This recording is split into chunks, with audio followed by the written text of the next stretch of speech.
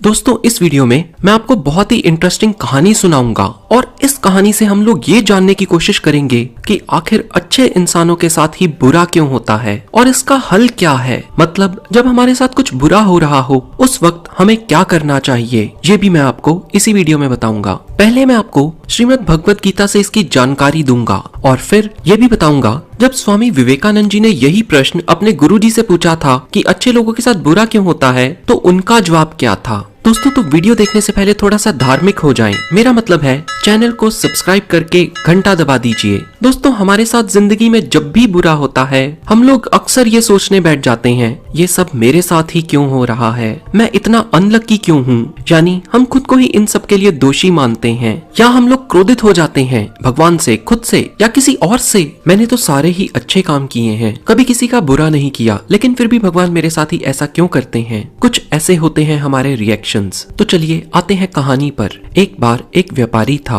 वो व्यापारी कृष्ण भक्त था, कभी किसी का बुरा नहीं करता था, ना ही कभी किसी का दिल दुखाता था। वो हर रोज भगवान के मंदिर में प्रार्थना करके भगवान से आशीर्वाद लेकर अपने काम पर जाता था और इस व्यापारी के आसपास के सभी लोग इससे बहुत ही खुश थे। व्यापारी की पूरे शहर में इज्जत थी। वहीं दूसरी ओर एक बहुत ही घटिया आदमी था। वो भी उसी समय मंदिर जाता था जिस समय व्यापारी मंदिर जाता था, पर वो मंदिर में आकर भी लोगों को और जानवरों को दुखी करता था। वो जानवरों पर पत्थर मारा करता था, वो जुआ खेलता था और शराब पीना तो उसका रोज का काम था। जहाँ पर व्यापारी का जीवन मंत्र था, चल सुबह जल्दी उठ के मंदिर होकर आ और प्रभु का नाम जप कर आगे बढ़ता जा। और इस नीच व्यक्ति का भी एक जीवन मंत्र था और वो था, चल सुबह जल्दी उठ के मंदिर होकर आ, नंगे पांव जाकर चप्पल उठाकर ला। नीच व्यक्ति मंदिर में भी चोरी करने से बाज नहीं आता था और लोगों की बाहर रखी चप्पलें तक उठाकर चंपत हो जाता था।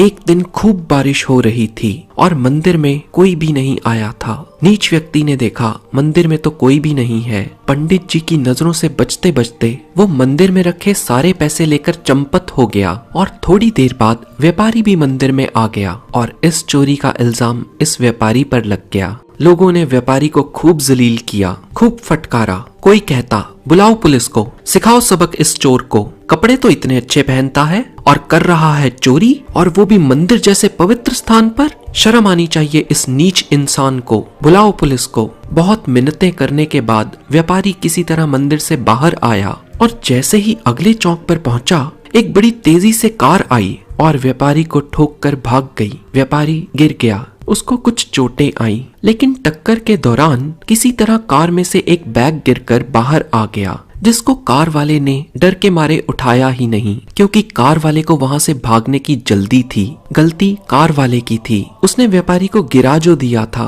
वो नीच इंसान पास ही खड़ा सब कुछ देख रहा था। काफी शराब भी पी रखी थी उसने। इस बैग को जल्दी से लपक लिया उस शराबी ने। बैग को खोलते ही शराबी के होश का ठिकाना ना रहा। नोटों से भरा था वो बैग। वो खुशी के मारे उछल पड़ा और चिल्लाने लगा, अरे आज तो खूब माला माल हो गया। पहले सुबह मंदिर से माल मिला और अब ये पैसों से भरा बैग, मेरी तो लॉटरी ही लग गई। ये सुनकर व्यापारी सारा खेल समझ गया। व्यापारी उस समय तो चुप ही रहा, पर जब घर गया तो गुस्से में भगवान की सभी तस्वीरों को उतार दिया। आज व्यापारी की जिंदगी का सबसे बुरा दिन था। व्यापारी ने अपनी बीवी और बच्चों को बुलाकर चिल्लाकर कहा, खबरदार, आज से इस घर में किसी ने भी भगवान का नाम लिया, कोई भगवान नहीं है इस दुनिया में, सब पाखंड है। भगवान जैसी कोई चीज होती ही नहीं है, सब मन का वहम है। और अगर भगवान होते तो इतना भी नहीं देख पाते कि मैं चोर नहीं हूँ और वो पाखंडी इंसान चोर है। मैंने कभी किसी का बुरा नहीं किया और मेरी जिंदगी में इतना जहर और उस नीच इंसान के लिए पैसों से भरा बैग, घोर अन्याय है ये।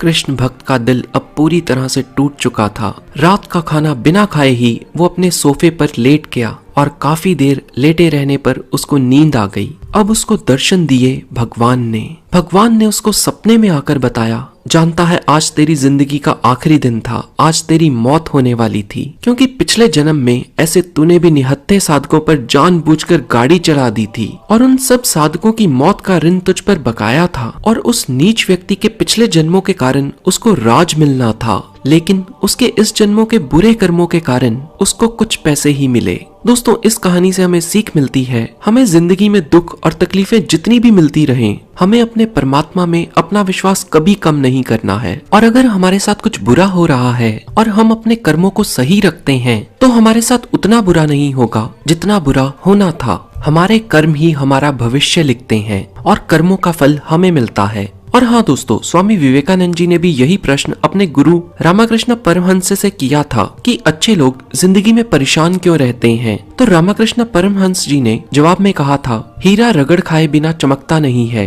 और सोना तपे बिना चमकता नहीं है। अच्छे लोग दुख नहीं भोगते, वो तो भगवान की परीक्षा देते हैं। और ये जिंदगी के तजुर्बे ही हैं जो लोगों को बेटर बनाते हैं, बिटर नहीं, यानी कड़वे नहीं है ये दुख। फिर स्वामी विवेकानंद जी ने सवाल किया था, क्या आप कहना चाहते हैं कि ये तजुर्बे अच्छे हैं? तो रामकृष्ण परमहंस जी ने जवाब में कहा था, हाँ, ये तजुर्बे एक टीचर की तरह हैं। जिंदगी तुम्हें पहले एक टेस्ट देती है और फिर एक लेसन देकर जाती है। दोस्तों, कितनी सच्चाई है इस बात में। पहले तो जिंदगी तुम्हें टेस्ट देती है और फिर एक लेसन देकर जाती है। इसके बाद स्वामी विवेकानंद जी ने सवाल किया, इतनी कठिनाइयों को संभाल पाना भी मुश्किल हो रहा है। तो रामकृष्ण परमहंस जी ने जवाब दिया, आंखें केवल दृश्य देखती हैं, दिल रास्ता बताता है, इसलिए अपने अंदर झांक कर देखो। परेशानी का हल बाहर से नहीं अंदर से मिलेगा। फिर स्वामी विवेकानंद जी ने सवाल किया, क्या असफलता दुख नहीं देती? इस पर रामकृष्ण परमहंस जी ने जवाब दिया, सफलता या असफलता दूसरे देखते हैं, इंसान खुद तो केवल अपनी संतुष्टि देखते हैं। और फिर स्वामी जी ने वो सवाल किया जो अक्सर लोग करते हैं, हम हर पल मोटिवेटेड कैसे रह सकते हैं? रामकृष्ण परमहंस जी बताते हैं, हरदम ये देखो तुम कितनी दूर आ चुके हो, ये मत देखो कितनी दूर जाना है। भगवान ने जो भी चीजें तुम्हें दी है उन चीजों की ओर देखो और जो नहीं दिया उसके लिए मत रोवो। रामकृष्ण परमहंस जी बताते हैं,